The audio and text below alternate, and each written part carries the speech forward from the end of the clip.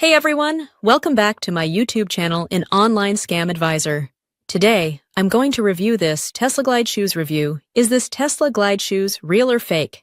You will get to know every details in this video about this. If you come over, envision strolling into the future, truly. A later TikTok video has been blowing up the web appearing what show up to be Tesla Coast shoes that let a individual drift fare over the ground. The clip appears somebody venturing off a stage and floating easily as if gravity all of a sudden took a coffee break. But the genuine address everyone's inquiring is straightforward.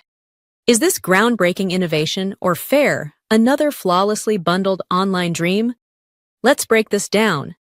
The video looks cinematic, the lights are sensational, and the individual shows up to be wearing smooth cutting-edgy shoes with a strong Coast symbol. The shoes appear to lift the wearer a few inches off the floor, making the impression of levitation or a few kind of built-in impetus. Sounds progressive, right? But here's the capture.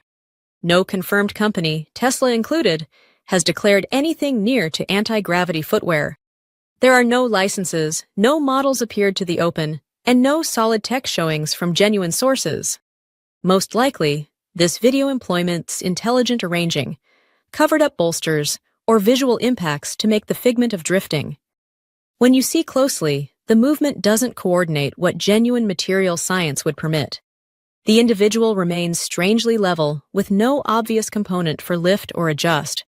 It feels more like an execution or limited time stunt than a logical breakthrough.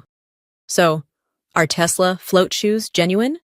At this point, the reply is nearly certainly no. There's no proof that they exist past viral clips outlined to start interest and reactions. Until a genuine tech company steps forward with a genuine exhibit, treat these recordings as amusement, not advancement.